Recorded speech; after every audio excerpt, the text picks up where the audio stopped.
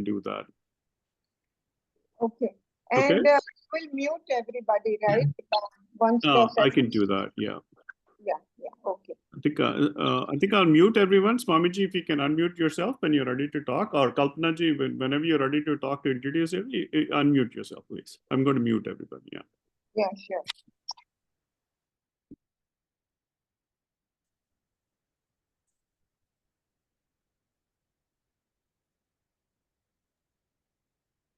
Started, Lori. Shall we start?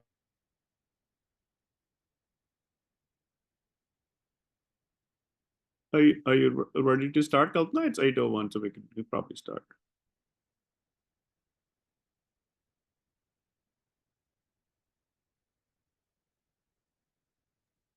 We need to unmute Kalpana, I think. Yes, I'm asking you to do it. Okay, baby. Done that. Hello, everybody. Hari Om. Hari Om. I see so many familiar faces. It's nice to see so many familiar faces. Satishji from far away, Sucheta, Raj, Raji, everybody. Nice to see everybody. Thank you.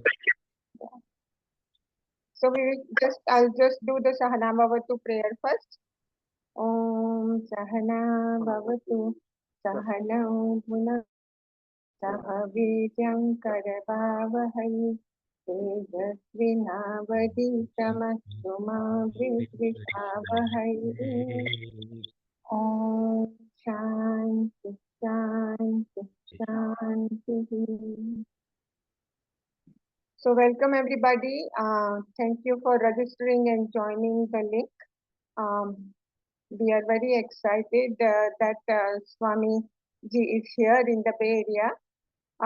Thank you, Swami Ji, for coming all the way to bless us and give us your Gnanam.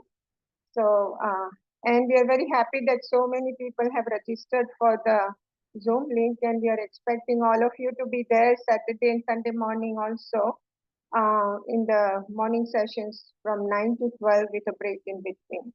So it's all set up the downstairs hall in the Vaishnav temple. So we will all see you there in person, except for the remote people who cannot come in person. We will have the recording, and then we will put it on our YouTube channel, all the recordings. So you'll be able to watch them later.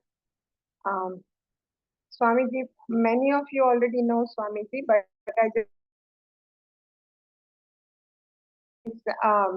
disciple of Swami Puja Swami Dayanand Saraswati and also Swami Viditatmanandaji. And he has been teaching Vedanta, Brahma Sutra, Upanishads and Gita in his ashram in Ahmedabad.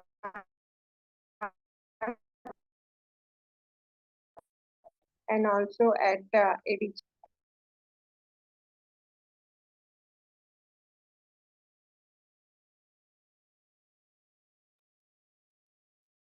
You're cutting in and out, Kalpana, a little bit.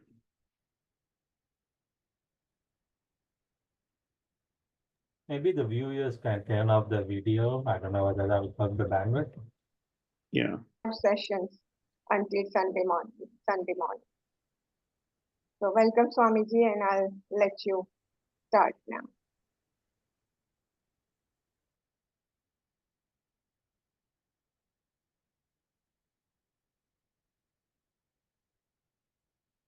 Swamiji is on mute. Swamiji, can you unmute yourself?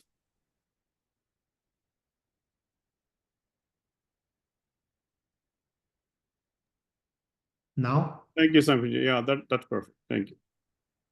Om Vishwam Darpana Drishyamana Nagari Tulyan Nijantargatam Pashyannatmani Mayaya Bahirivod Yatha Nidraya Yasakshat Kurute Prabodha Samaye Svatmanamevadvayam Tasmai Shri Guru Murtaye Namagidam Shri Dakshinamurtaye बीजस्यान्तरिवाङ्कुरो जगदिदं प्राङ्निर्विकल्पं पुनः मायाकल्पितदेशकालकलना वैचित्रचित्रीकृतं मायावीव विजृम्भयत्यविमः योगी वयस्वेच्छया तस्मै श्रीगुरुमूर्तये नमः इदं श्रीदक्षिणामूर्तये तस्मै श्रीगुरुमूर्तये नमः इदं श्रीदक्षिणामूर्तये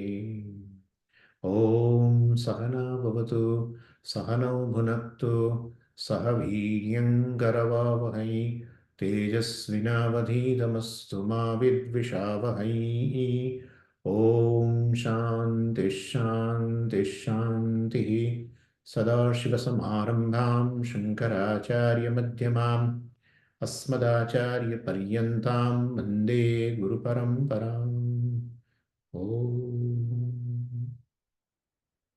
So I welcome all of you on this 3-day talk series on this topic, discovery of fearlessness.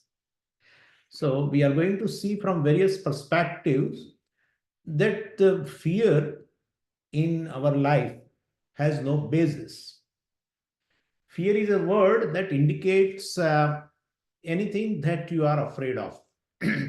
One is afraid of unhappiness. One is afraid of a certain separation. One can be afraid of a rejection, can be afraid of a success, failure. One can be afraid of losing a job. One can be afraid of, well, pleasing everyone. You want to please everyone, but you know that you are not able to please. That gives a fear. One is afraid of a change. Any change person is not able to tolerate. Maybe afraid of a change. Maybe afraid of a loneliness. Then isolation. Or, well, there could be a fear of being nobody. There is a fear of a lack of future. There is a fear of a death, fear of a void. What is that void? I will explain you later. So whatever you are afraid of, well, that is all called fear. In one word, afraid of something, some other factor, let us say. Afraid of some other factor. What is this other factor, etc. We'll discuss later. But this fear is a very universal and present in every living being. And it expresses in the form of a tension, anxiety, worry, etc. Sometimes the anxiety is more, sometimes anxiety may be less, but we know that it is not good. Well, for my mental as well as my physical health.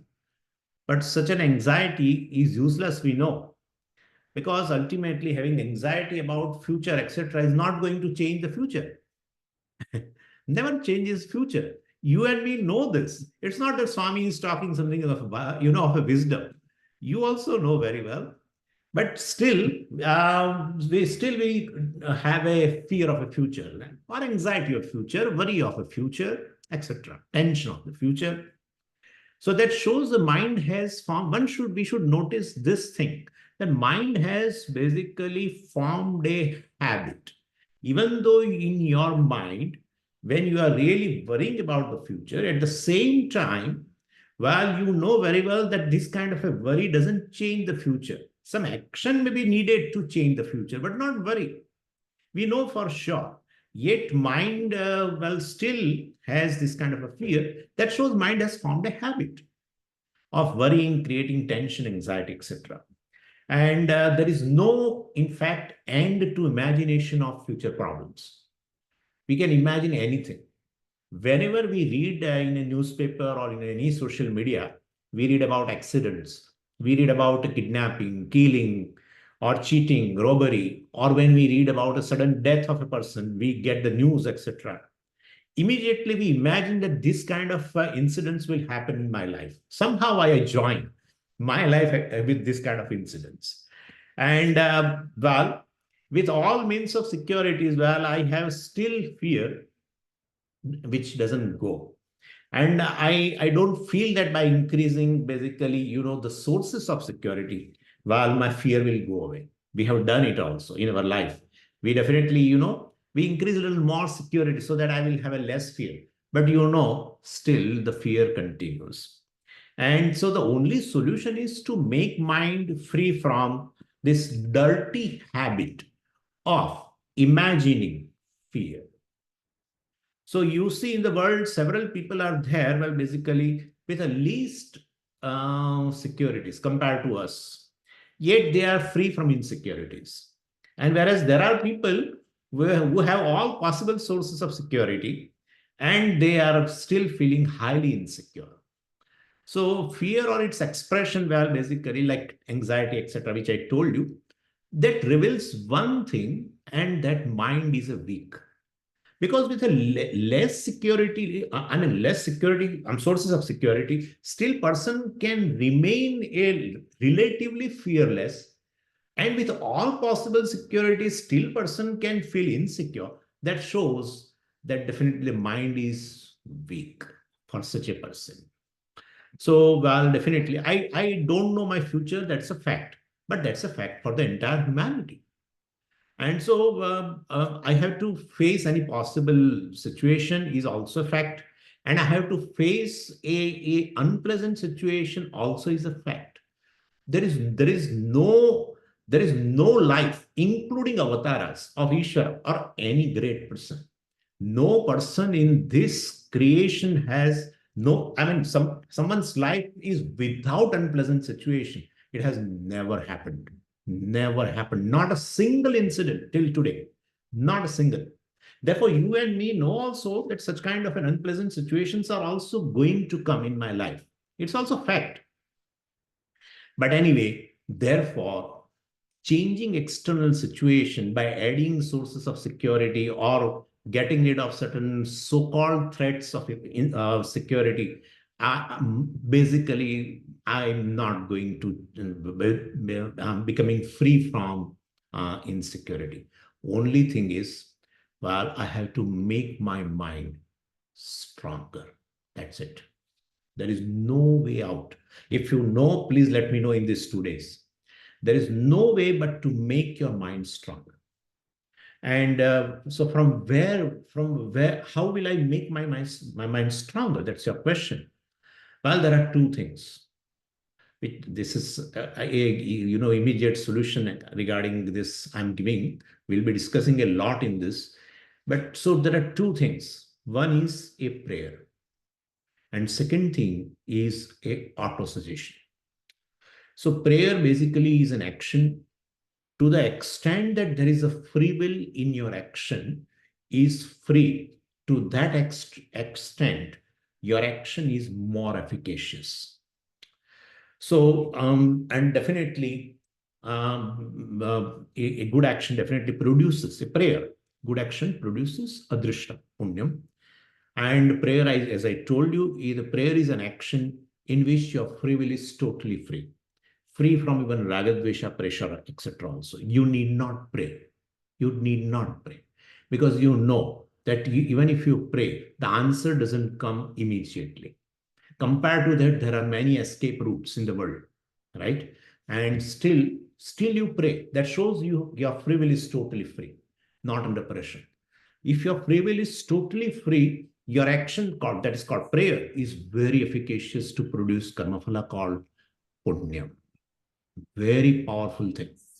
And I will give you example also where there is no free will, there is no punya.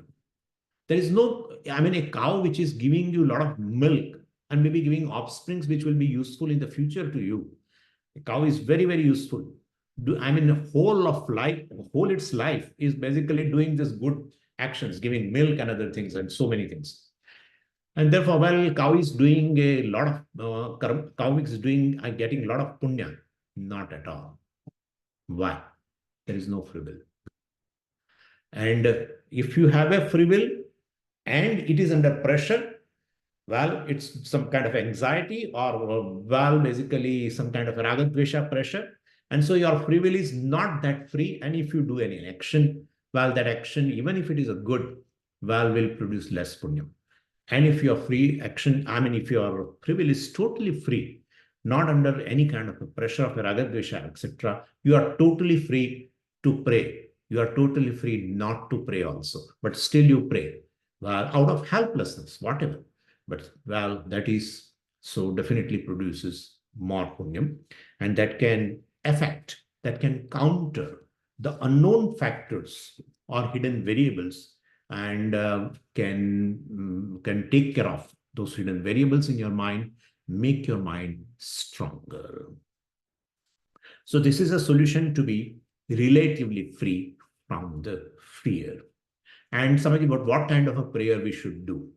Well, prayer could be like this: that, oh Lord, I know I am only one of the contributors towards my future. I am not a controller of the future. I'm a contributor to the future. So I know, while I know you that you control, oh Lord, you control my future, taking into account my contribution also. And so whatever results you give me, well, definitely those results are just and fair. I'm receiving those results which I deserve. And therefore, I can't afford to complain against anyone. And therefore, give me a mental strength, to endurance power, to maintain equanimity, even in so-called adverse situations of the future. If this, and this, with this prayer, also add a second important factor is a auto suggestion, that with every day with your prayer, well, my mind is becoming stronger and stronger. You should say to yourself, it is auto suggestion. It helps a lot, that, well, I am becoming stronger and stronger with the help of this grace of Ishvara, which is a result of this, my prayer. And prayer is a very efficacious action. So this way you can make your mind stronger. And such a strong mind will definitely will have a less anxiety, worry, tension of the future, or we can say less fear of the future. So this is just a temporary solution, I have told you. Now we'll be discussing a little on a larger aspect of this, how to become fearless. First thing what I'm going to do is, today I'm going to discuss why a fear of a so-called death is not rational. So I'm going to discuss that part, and well, to the extent, of course, Vedanta talks about it, but science has come to our help to a great extent, to a very, very big extent. So, a human being basically is a living organism. And so fear of death, etc. And and it has an instinct to survive also. And therefore, definitely a fear of death, etc. also is very natural. In fact, there is no fear of death, frankly speaking, but there is a fear of a decimation. Decimation means a total disappearance. That's called decimation. So I don't have, really speaking, a fear of a death, but well, along with the death, I am going to be a non-existent, totally non-existent. That I can't bear. So, and this fear of death will be okay. Means fear of death of the body will be okay. But fear of decimation is not a true fear. It doesn't have a basis, because this, I'm here right now, and I'm not going to be there later after the death. This is against the truth of myself. The truth is not known. The truth of myself is not known. And therefore, there is a fear of decimation. And the truth is, well, I am timeless, etc., which I will be discussing day after tomorrow in detail, how the self is timeless, detail with logic. So, but you accept it because Vedanta says it and you have heard it also. So the truth is, I am timeless. If I am timeless, well, there is no question of becoming non-existent in time or totally disappearing in time. That's not possible. So even if I don't know this truth, suppose I can be still free from this fear of decimation with the help of Vedas also, our scripture also, and with the help of science also. Science also is very helpful, and you know very well the principle, and that principle is the matter doesn't die. It is always there in one form or the other. Then, well, no quantum of energy also disappears. It is also going to be there in one form or the other. Even if you don't do anything, and still, energy is lost. Like whatever you take in terms of food, it's a bioenergy. And well, it is basically you spend it just by talking. So you may feel that you have consumed energy, but that is going away, and therefore energy will be lost. But Swami, you are saying the energy will remain in one form or the other. Then how it is? Well, how does energy conserve itself? When I'm spending a lot of energy while talking right now, all my energy which I have got through food, etc., well, I'm consuming right now. And then how can you say the energy gets converted into something else? How do you say about the conservation of the energy? Well, because while talking itself, you heat up the body, and so the energy always remains in one form or the other. Matter and energy, whatever that is here, will always be there, either manifest or unmanifest. And that is what Shastra also says very, very beautifully. Avyaktad vyaktas sarvaha prabhavanti aharagame, etc., etc. Avyaktadini bhutani vyaktamadhyani bharata, etc. Anyway, so basically, matter, energy, whatever that is there, will always be there, either manifest or unmanifest. Scientists also say that energy, you can take it as, I suppose, unmanifest, and that energy gets converted into a matter, etc., which is manifest. Either way, you say, well, so they are conserved. And so creation is only basically a cycle, manifesting itself with the what was there before. And and that's how you get it in a manifest form. What was there before was an unmanifest. Like the whole tree, we gave the example also. Well, is unmanifest. Somebody shot. So like the whole tree is basically unmanifest in a seed. So the tree is unmanifest in a seed, becomes manifest as a tree. Then again, the seed is there in an unmanifest form in a tree. And then, the seed comes out as a fact. So really speaking, this is going on. Unmanifest we consider as a cause, and manifest as very fact. This is going on. So in a cause, there is a effect, and in effect, there is a cause. Actually, really speaking, no clear demarcation, but time being, we accept this is a cause, this is effect, etc. In a tree, there is a seed, and in a seed, there is a tree. And so what is the cause and what is the effect ultimately, really speaking? But anyway, so this is a cycle. What I want to say is it's a cycle. Unmanifest to manifest, again to unmanifest to manifest, etc., etc. So, and so the matter doesn't come to an end. Energy also doesn't come to an end.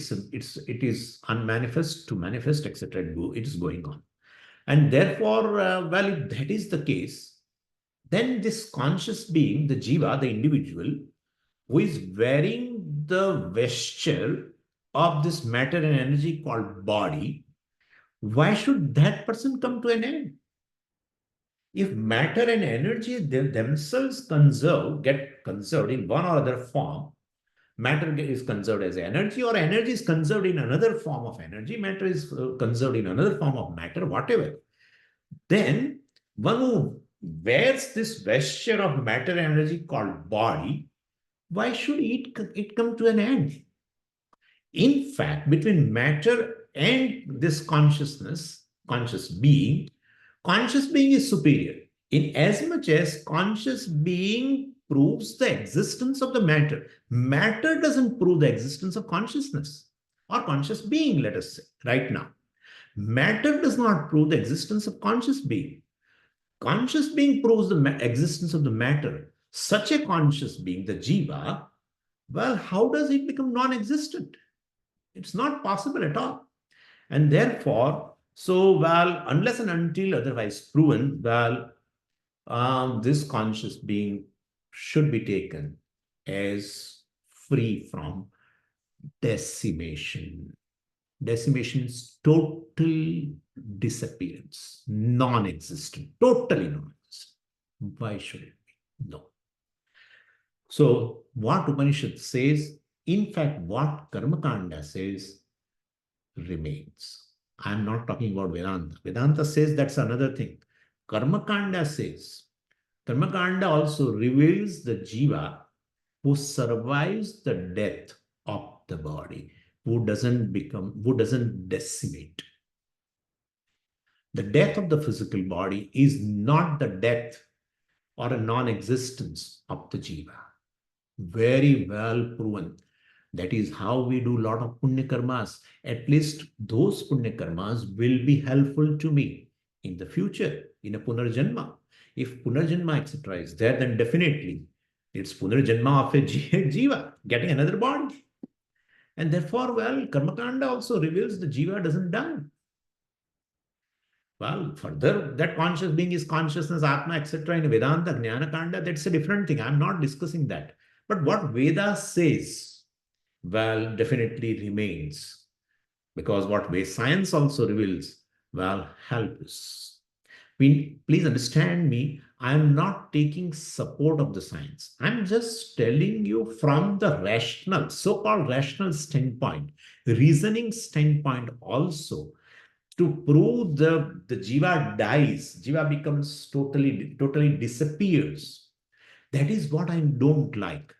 Well, that as the body falls, I will totally disappear from this earth. Well, that's not true. Death of body is there. Death is there, let's say, but the decimation is not there. It's not there. Nothing comes to an end. Either a conscious being or either this matter. Nothing in the creation comes to an end. Nothing means nothing. Whether one is enlightened or whether one is not enlightened, nothing comes to an end. Well, if you are enlightened, you will be the whole Jagat. If you are not enlightened, you will come back again. So person will be always there. He never comes to an end. So the fear of death to some extent is neutralized with this. So I need not act out of fear. I can act out of my own will, my own fearless disposition. So I can be more dynamic, more enterprising, because our energies basically are set with this kind of fear, worry, tension, etc. Well, takes away our lot of energy. If such a disposition is there, if your conviction is there, in which what I said, we have not taken much support of the Shastra, you know very well, still, well, you will be, your mind will be free from this kind of a fear, etc. And you will be more enterprising, more dynamic, etc. Anyway, so there is a fear of decimation, which is not correct. And death is there. For a human being, of course, who is self-aware, self-judging, the fear is centered on I. We should remember. The fear is centered on I, not centered on biological cells, etc. The self is subject to decimation.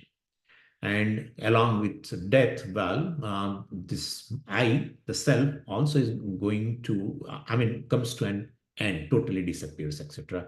So I need not have that kind of fear. And in a scientific circle, of course, they say consciousness is epiphenomenon. Epiphenomenon means consciousness is a secondary product, while it's a brain, it's a product of a brain, etc. It is not proven, by the way, but this is going on. There's a hard problem of a consciousness, etc. And in that, this kind of things are going on. Ultimately, consciousness may be a property of the brain. Consciousness may be a part of the brain, or consciousness may be a product of the brain, etc. All these kind of things are going on, but nothing is proven, by the way. But if the constituents, we say, if the constituent of the cell put together, making a cell manifest consciousness, then in that case, consciousness is not a epiphenomenon. It is consciousness manifesting under certain conditions. And that is the truth about it. That's what Veda says. So nothing new is created, nothing old is destroyed. If that is so, in that case, consciousness is much less created, much less destroyed. It is there always, and so it manifests in a given condition. What is there alone can manifest. What is not there cannot manifest. So this is very big argument in a Vedanta Shastra. Well, Nayayika says everything comes from non-existence. They accept some entity called abhava or non-existence. So from non-existence, etc., alone, well, this tree has come. We say tree is present in the form of a unmanifest form. It is present in the seed. No, they say no. Tree is a new entity created from the seed. Well, it was not present in unmanifest form, etc. Say non-existent tree actually, which was has come into the being, that kind of a thing they say. So, and we say there is nothing called, there is no thing, there is not such a thing called non-existence. Not such a thing called non-existence at all. When you say non-existence, when I use the word non-existence or absence, abhava, then definitely I would ask, non-existence or absence of what? You should say, well, some object. You will say some object. So non-existence of a flower. Flower is there, that shows flower is there. Non-existence of a flower, then I say where? Naturally. You say in this place, non-existence of flower is there. Means place is there. Object is there, flower is there, place is there. I will say non-existence of the flower when? So at this time. So time also is there. And well, so definitely time is there, place is there, object is there. Non-existence, totally non-existence. Well, that is not possible. You will say, suppose Swamiji, non-existence or absence of a gagabuga. Well, those words are there. And even if you say, let us say absence or non-existence, then also you have to say non-existence is, right? You will have to say total non-existence is. So that non-existence also is existent. My point is, it's absolutely absurd on the part of the Nayayikas to talk about a total non-existence. It is impossible. Anyway, so there is no decimation. What my point is, word is there in the dictionary ultimately to be dismissed on analysis. So if, well, let us talk about now the death of the person. Suppose if somebody is bereaved, well, if some void is created, that void, of course, of the person cannot be filled. Somebody was dear to you, your father, mother, or brother, spouse, anyone. Person was very important in your life, and that person is no more, suppose. In this cycle of creation, well, even if that person comes back, well, you are not going to recognize the person in the same way. So the void basically looks like decimation, because you say, Swamiji, this person I will not be able to see any time in the future. So, well, total disappearance, etc. So, so the voidness, this kind of an absence of a person, a physical absence of a person, looks like a decimation. Now, on this planet, the person is not there in the same form. We call it as a void. So the related person, basically the wife or a husband or a son, daughter, friend, is left bereaved. And that bereaved person has his or her omissions and commissions, basically. And because in his or her perception, well, he felt after the person has gone that this is a thing I should have done for that person, which I did not do. Or this is a thing which I did to that person, said some bitter words or something, which I should not have done. Something like that. So, well, basically, as long as when the other person was there, his or omissions and commissions match with the person who is there right now. So they match with each other. Then you don't have this kind of a feeling.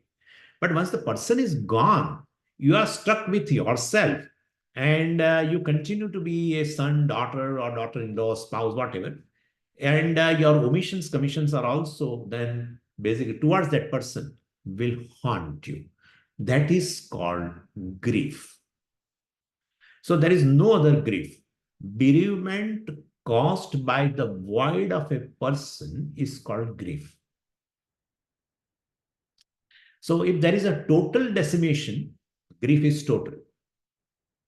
But if the physical absence of the person is a total decimation of the person, then grief cannot go.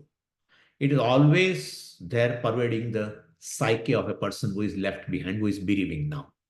But if that is not true, then one has got to neutralize. Of course, the physical body has gone, but that physical body also has not disappeared totally after cremation. It has converted into elements you know very well. And those elements are again give rise to a new body, etc., one or other way, depending upon one's karma, vasanas, etc. And therefore, this particular form doesn't remain. That's for sure. That's for sure. But physical body itself does not decimate. Anyway, so this is not, if I mean the void, basically the physical absence, etc. of the person, well, it's not a decimation. Then still, if you feel that, well, I will not be able to see this person now, henceforth in the future, well, at any time in the future, and that is decimation, etc. If one has that kind of a thing in one's own psyche, one has got to neutralize it. So knowing the truth, well, that nothing comes to decimation. Being self-aware, well, I need to fill up this void by my cognitive appreciation of the fact that nothing comes to an end, including the conscious being called Jiva. So, and then one definitely Vedanta comes to your help that this conscious being is basically the consciousness which is all pervading, which never comes and never goes, which has no birth, death, na jayate, mriyate, etc. So, but that is a thing we will be discussing day after tomorrow. But at least as a jiva, well, this conscious being never comes to an end, never decimates itself. Body is also not totally gone. That also survived to become a part of matter, energy, etc. Body goes back to elements, etc. We know very well, yatova imani bhutani jayante, yena jatani jivanti, yat prante visambishanti, etc., etc. And that is how, when it has come from the annam and from the prithvi, earth, and it has gone back to the earth, etc., etc. And that's how, even in English, we use the person, I mean, whose body definitely dies. Well, for that person, we use word departed. There is no decimation. We use departed. We have a prayer for departed. We have prayer to the departed, etc., etc. Anyway, and therefore, we use the word departed. Departed means left, means not decimate. So this is a thing. With a little rational approach also, we can understand that we need not have a fear of a total disappearance as the body falls. This is one. Now there are other fears which I was talking you in the beginning as I introduced the topic, that fear of a unhappiness, fear of a separation, rejection, failure, fear of a loneliness, isolation, fear of nobody, fear of lack of future, etc., etc., all this. Those fears we have to enter into this topic. And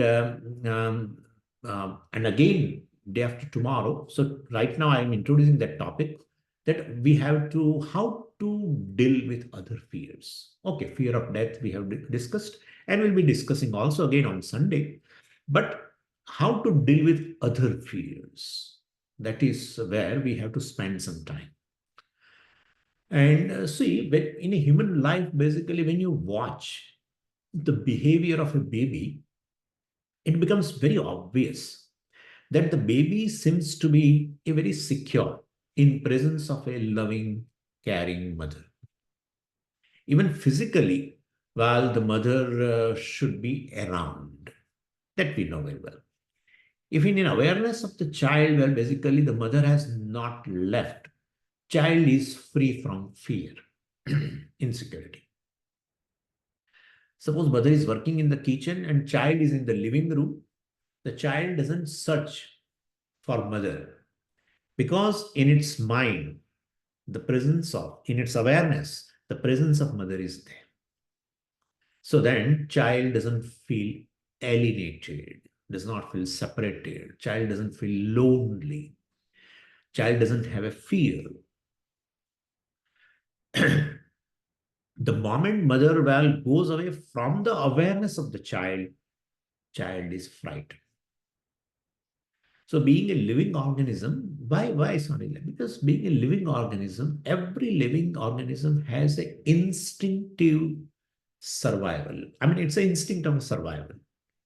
And therefore, it doesn't basically look at itself who can take care of himself, especially human child. Other living beings also have that instinct to survive, but human child basically, well, doesn't look at itself as someone who can take care of himself or herself. So human being basically starts its life with total security. Before it is born, this is the start, total security, being connected to the cause, the mother. So even it has a body of its own. It has a heart of its own. Doctors feel also, the heartbeats of the child in the womb. So a separate individual, within individual, mother. So connected totally.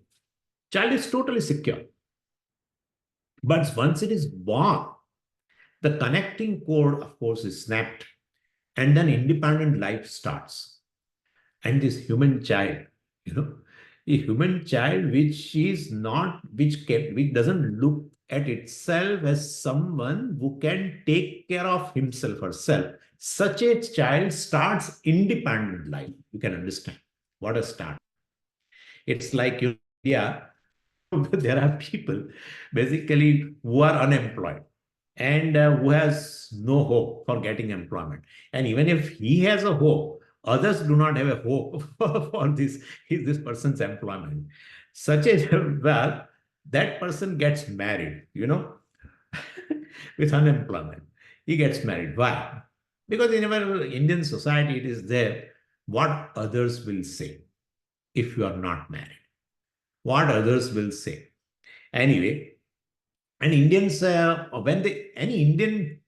when they meet each other, they have a way of asking the question, So when they meet each other, the first question will be, well, how are you? Oh, I'm fine, etc., etc.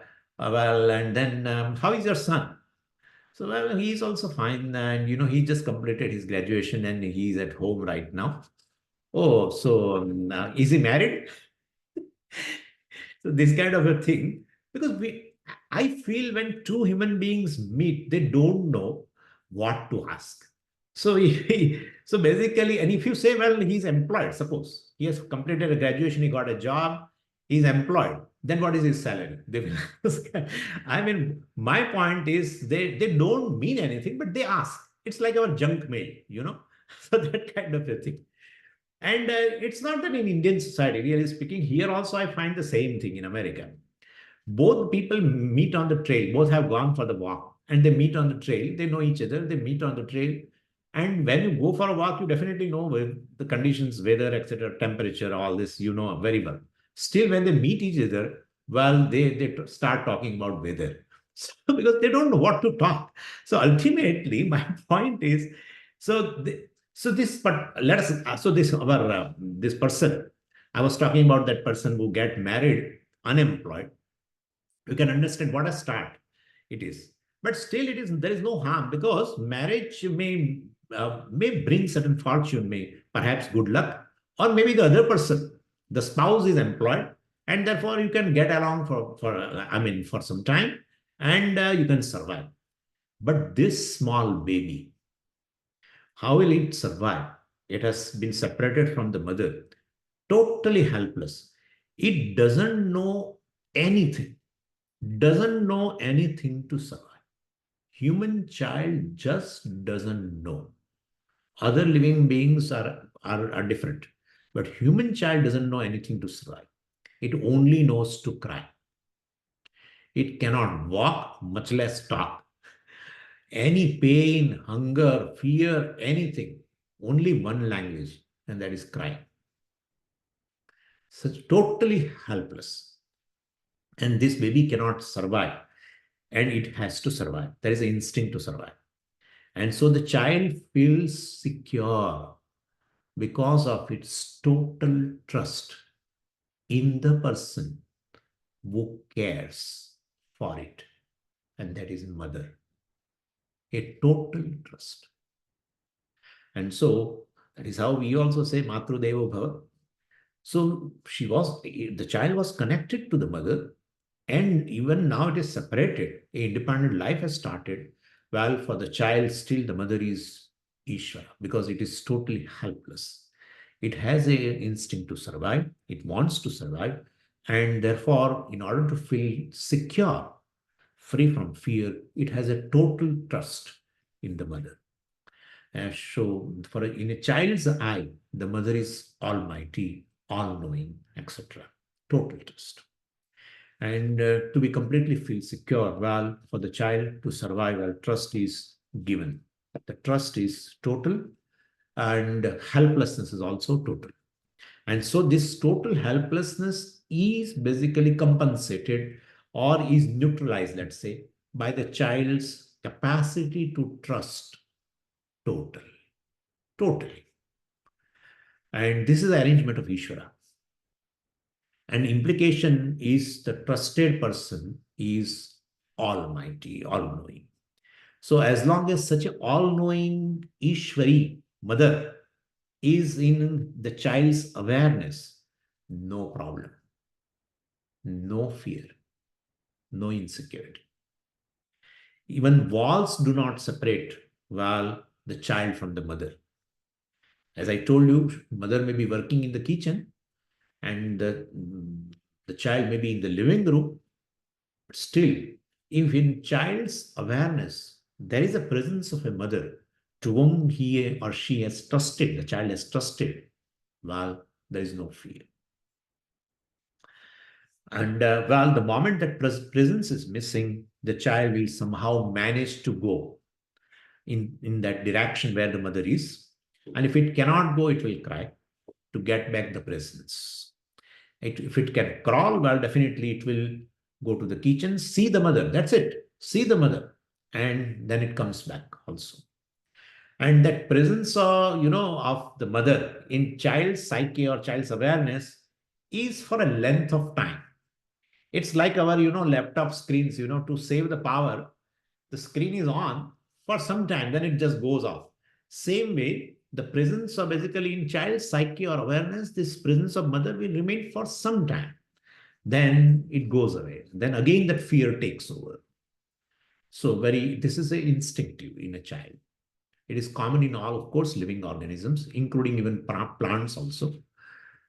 And scientists will prove that even plants also have a fear, by the way. That person, if a person goes with a water, somehow they sense it. And the response of a tree is quite different.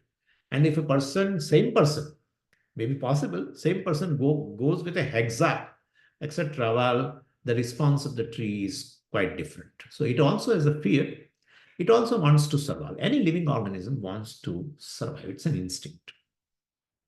So anyway, so here, well, definitely with a mother around, child can handle that fear. If there is suppose a cockroach, etc., well, then it runs to the mother, and then it comes back along with the mother, and because, well, definitely mom is there is no problem. So, but suppose see the cockroach runs towards the mom and mom screams, then that's it. The child gets confused. Its trust is violated. there is no way that the child's trust will not be violated. There is no way. Because a mother is a human being, quite limited in knowledge and in skills and in all its strength and everything. And therefore, it's a regular feature in child's life, violation of the trust. A core person is formed now with this. This is called unconscious of the child. Anyway, then Ishwari is afraid, so then Ishvara comes. Father comes. And what he does, she cannot do. And also, what she does, sometimes he cannot do. So then the child thought, well, both together, Ishvara and Ishwari, Ardhadar Ishvara, can definitely do everything. So basically, but the child sees that, well, sometimes it happens that both are afraid. And like a snake, a baby snake or scorpion, etc. And they see that they call the security person or anybody else, gatekeeper, to take them away, etc. So anyway, so small instances in child's life before 4.5-year-old, from the infant to the 4.5-year-old, such as small instances, child sees inconsistency in Ishvara and Ishwari, where he has put a total trust, thought that they are all knowing, all power, etc.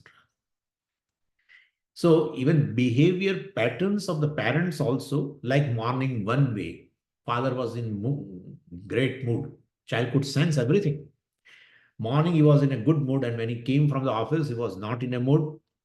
And the way of talking between them, relating to others, etc., that undergoes shift.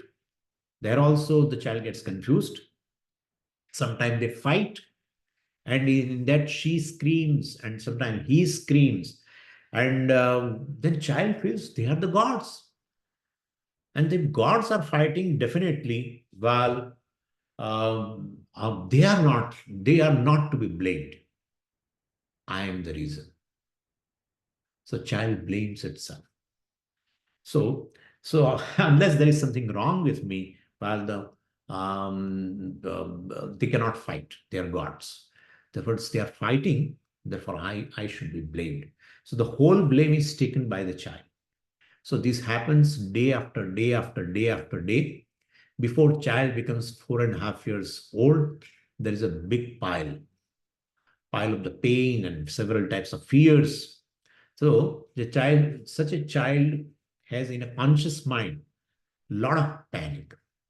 And this panic cannot be avoided in a human life. It is going to be there. So given the innocence, and given the very requirement of the presence of the omniscient, requirement of the omniscient inside in the child, this panic is covered, goes from the conscious mind to the unconscious, goes under.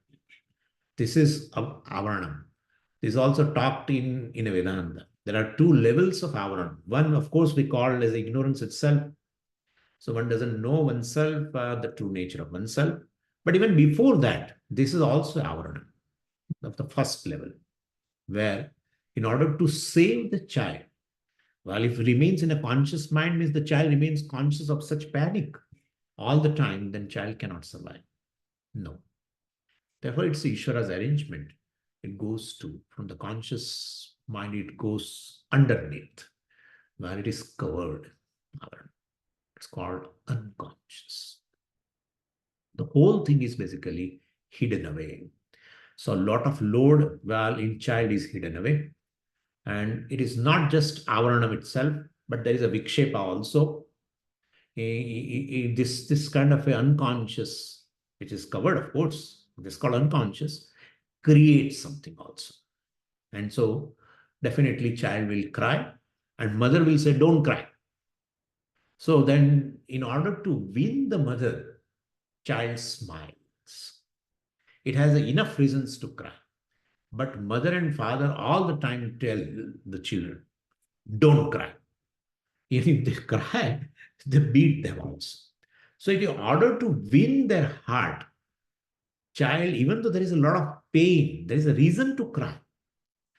We should not say the child, we should not say child to cry, but at least we should not say child not to cry, because there is a reason. There is enough reason in a child to cry, but we stop. So in order to win the mother, well, child smiles and mother feels she has accomplished. Mother tells to her father, see, child has stopped. You don't know how to handle the children. See, the child has stopped crying, etc., etc. Anyway, so, well, this is how this unconscious, well, ultimately, this smile, etc., is a vikshepa. You can understand very well. So this is unconscious, and it is not another thing in a child. The child, the 4.5 years of the human life, first 4.5 years of the human life is this child. Unconscious is not different from the child. This is the child with a lot of pain, fear, etc. Anyway, this is a core person. When he becomes adult, still this child remains frozen inside, and it controls whole life. What controls in a human life is basically this unconscious, our so-called emotional life. Emotional life is the life. One who responds in the world, while relating, one who responds in the world is an emotional being. We should remember. One is one's emotion. So what you get well out of your life is your emotional life. So, well, definitely now child has this adult, all his responses, anger comes, a lot of anger you will find, a lot of fear you find, a lot of other things you find. Well, all this has a basis in this 4.5 years, first 4.5 years of the human life.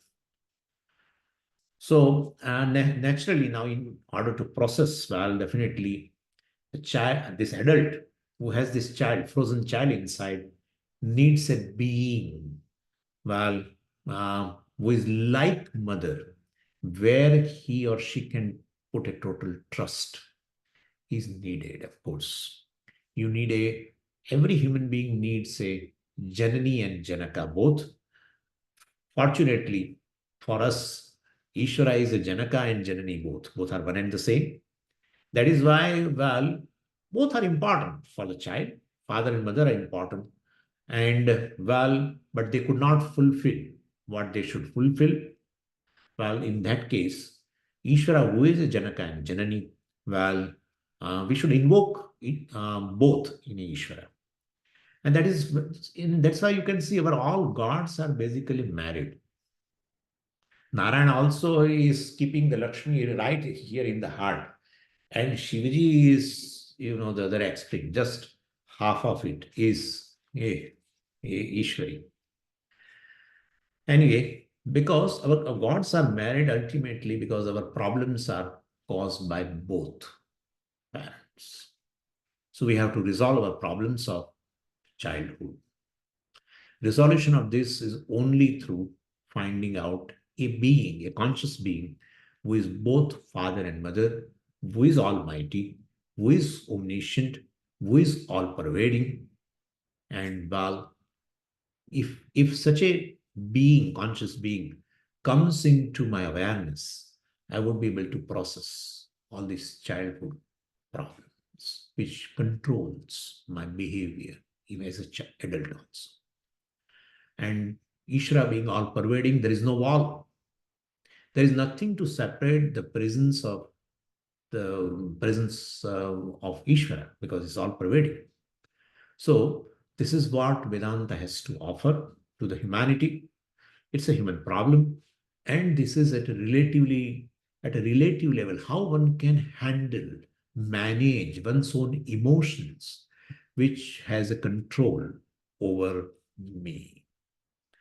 Being unconscious, well, even with a conscious mind, I may learn a lot of things from the Bhagavad Gita and everywhere, and still I'm not able to control my emotion called anger, could be a lust, could be a jealousy, could be a fear, and because unconscious controls all our behavior patterns, which we call background also, the person is controlled by this unconscious, a core person. So this is our vision of Ishvara, that Ishvara is not basically a belief. Well, you got some faith. Ishvara is a Janaka and a Janni, who is almighty, omniscient, all-pervading, pervading totally. Well, this individual conscious being is totally connected. We'll be seeing that tomorrow. Individual conscious being is totally connected. Like that child who was totally feeling secure, getting connected in the womb. You and me, all are in the womb of Ishvara, totally connected. Only thing is, I'm not aware of this connection. That's the issue. You are connected. It's not that people say, well, Swamiji, in devotion, I get connected to the Ishvara. You are connected to the Ishvara. But you are individual, Ishvara is total. Individual is already connected to the total. How can an individual be remain away from the total? There is no, that's not possible. But only thing is you are not aware of this connection. Bringing into this awareness. Like the child, in child's awareness, all the time there is a Janani, the cause. Ishvara or Ishvari was there and feeling secure. But the trust was violated. And again, being an adult now, I have to address this issue. Bring an entity into in your awareness who is really almighty, who is trustworthy. Why it is trustworthy, I will talk to you tomorrow. And well, and you are already definitely, may you be aware of this. Devotion is nothing but your awareness of your connection to Ishvara in every life. Every life. Whatever life you take, you will be born as an individual. An individual is always connected to the total. Om Purnamada Purnamidam Purnat Purnamudachyate Purnasya Purnamadaya Purnameva Vashishyate Om Shanti Shanti Shanti Harihi Om Shri Gurubhyo Namaha Harihi Om.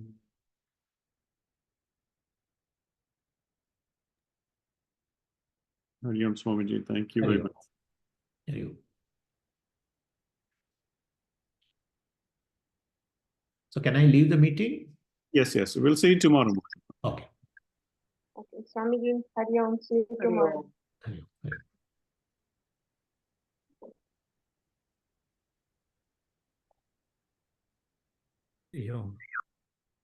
Hari Om, everybody. We'll see you tomorrow, Saturday morning.